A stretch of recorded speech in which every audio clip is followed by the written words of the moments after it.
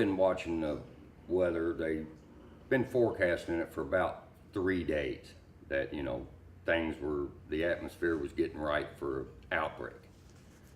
And got up and seen that we were in a moderate risk, because I watched look at the NOAA, National Weather Service, on the computer, and the SPC, Storm Prediction Center, issued a moderate risk for up to about Jackson County, Indiana, down through Kentucky, Tennessee, Southern Illinois, and went to work, told the wife I was going to keep an eye on it at work, and the Weather Channel had us at a Torcon, which is their index, and of I think 7, which is fairly high. And then they bumped it up about 10 a.m. to a high risk from Jackson County, Indiana, south through Kentucky into northern Tennessee. So I started getting a little concerned. And then about lunchtime, they bumped it up to Indianapolis and all the way down to southern Tennessee in the high risk. And the Weather Channel, Torcon, went up to 9. So I went and told the office, because I work in the sheet metal shop, I said, we're getting out at 2 o'clock because somewhere in Indiana there'll be a tornado today. So I called all my guys out in the field, and I said, hey, if you want to skin out a little early, get home to your family, that's fine. Let's do it, because there will be tornadoes in Indiana. And needless to say, there was the 58-mile one through southern Indiana, and then a small one through Holton, Indiana. Yes, we don't have a basement, and our friends that live in Underwood don't have a basement. And when the wife called me about lunchtime and said, have you been keeping an eye on? I said, yeah, we're going to leave out early, and I'll be home. What are they saying? And she said, well, it's, they're starting to develop in southern Illinois, headed our way. So cut out of work about 10 after 2, get home, rush in. She's got all of her important papers together and says, they're telling Henryville, Scottsburg, Austin to take cover. It's in a couple counties west of us. And she said, Sherman said we can come down to the restaurant. He's cooking cheeseburgers, and we'll go in the basement. I said, okay. I really didn't have time to look at the radar and all that, because it was, I believe, already started in probably Washington County, maybe even Crawford County. But she said, oh, we got to stop in Underwood and pick up our friends. So I broke the speed limit, but that's part of it. And we stopped and picked up our friends, got to Henryville, and of course Sherman in there cooking cheeseburgers. And the wife tells him, it's coming, it's black to the west, let's go to the basement. And I just started looking for it, because I've never seen one, and it was an experience. So tell me about what it was like seeing the tornado, what it looked like, what the atmosphere felt like, how it smelled, how the sky was, just every detail you can remember of it. Wow, that's a lot of details. But, what was amazing was the cloud base for as far as you could see to the west and to the east and to the north and south was a slow counterclockwise spin. And the front door of the restaurant faces due west, so I had the door open with my foot and standing there watching it, and we started seeing small funnels go up and down, and then funnels spin off to the side, and I noticed that there's people standing in front of the entrance to the school, just standing there, I guess talking, waiting for kids or whatever. So I yell, tornado, as loud as I can. Nobody moved. So I did it 2 more times, and on the third yell, they looked up, seen what was going on, and darted into the school. And we stood there maybe another 3 minutes. We said, we need to get to the basement. Everybody else was in the basement except for John and myself. So we go to the basement, and the pressure on your ears is just unimaginable.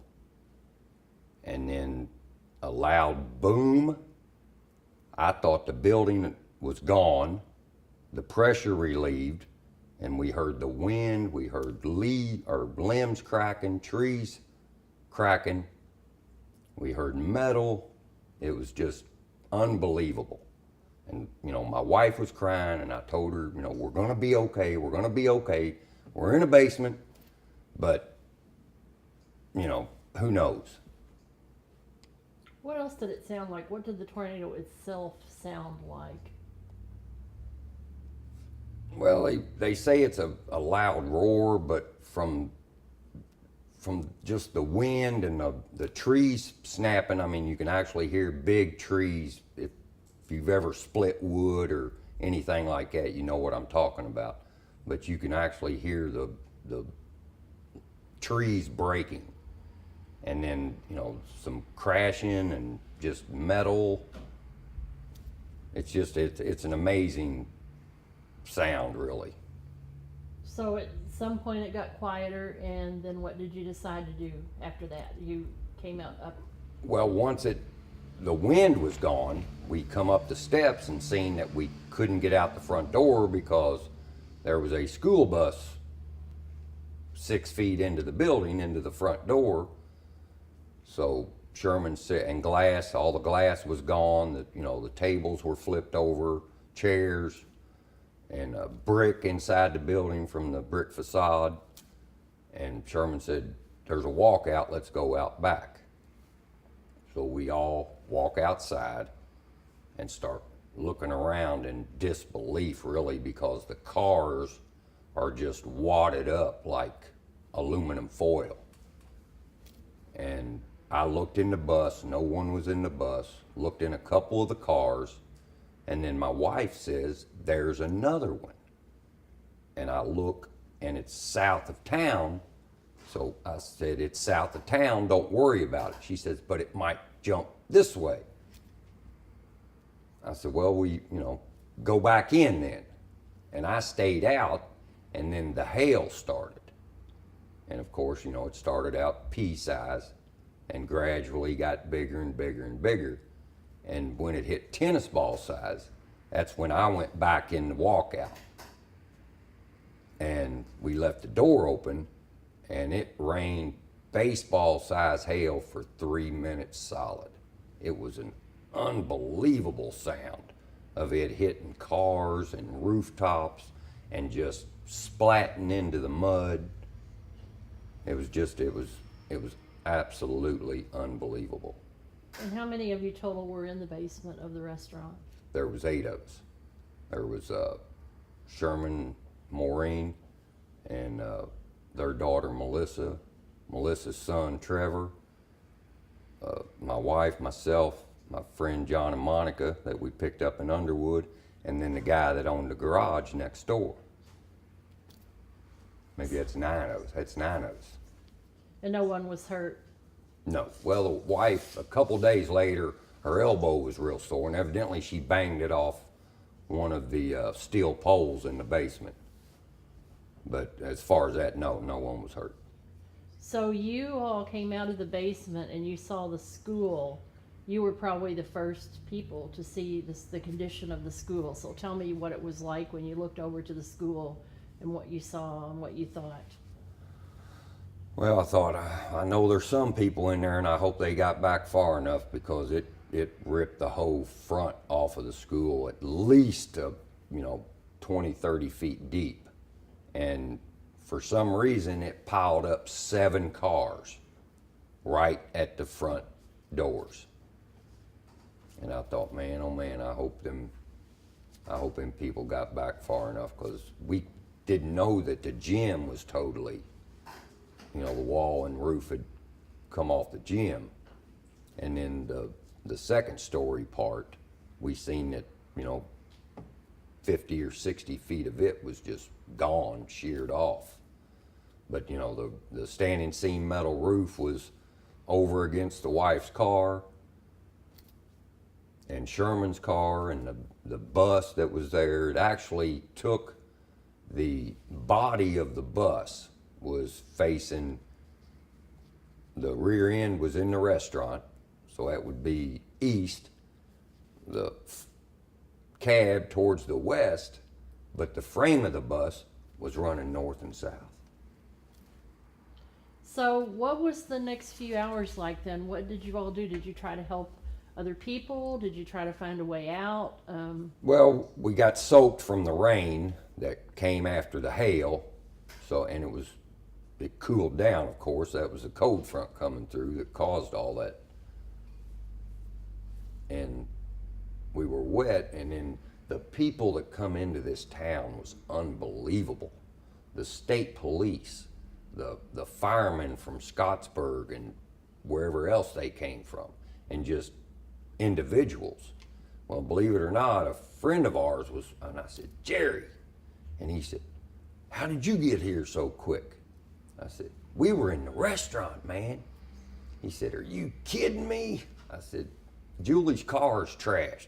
We need a ride home. We're freezing because we were soaking wet. And he said, well, let me tell a couple people what I'm doing so they don't start looking for me. And so, we went back home and didn't have I don't think we got a hailstone in Scottsburg. So how did going through all this change you? Well, my outlook's a whole lot different now. Because my job used to be, besides my family, the most important thing to me. Well, now my family and myself and enjoying life, and I can find another job if I have to. I can't find another family, not the one I love with all my heart. And it's just, life's too short and too precious because you never know what's going to happen. Every time I closed my eyes to sleep, I could see the tornado. Because like I say, we watched it probably up until it got to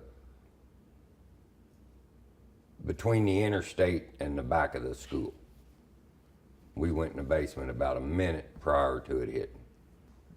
If I think I can keep myself safe by watching the weather, I know I can't watching it and all that, but if ones get close to me, I'm going to try to figure out which way it's going and make phone calls to warn others up ahead of the storm, because if you need to be underground.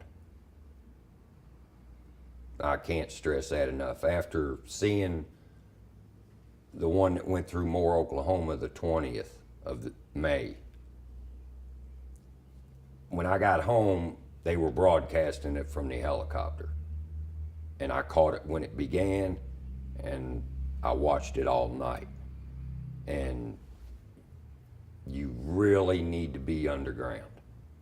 Well, I think it's brought people closer together, helping each other out. And I know Sherman with the restaurant has been a big benefit to the community. Well, lessons to be learned is keep track of the weather, because the National Weather Service does a spectacular job of predicting bad weather. These guys know what they're doing. And, sometimes they may call for a slight or moderate risk, and then a couple days and then nothing happens. Well, they're not crying wolf. They're just preparing you. But I would say stay in tune with the weather, especially in the springtime when tornadoes. Never really thought it could happen to you, did you? Really, I've always wanted to see one, but as far as being in one, no. No, I don't, I don't wish that on anybody. As a learning experience, and learn from it, become more knowledgeable of the weather, because, you know, Mother Nature is violent, whether it be tornadoes, flash floods, hurricanes, you know, earthquakes. It's stay abreast of what's going on around you. And that's, I don't want people to live in fear, but you need to know what's going on around you at all times. And I've taught my boys that from a very young age, because it's a very, very big world.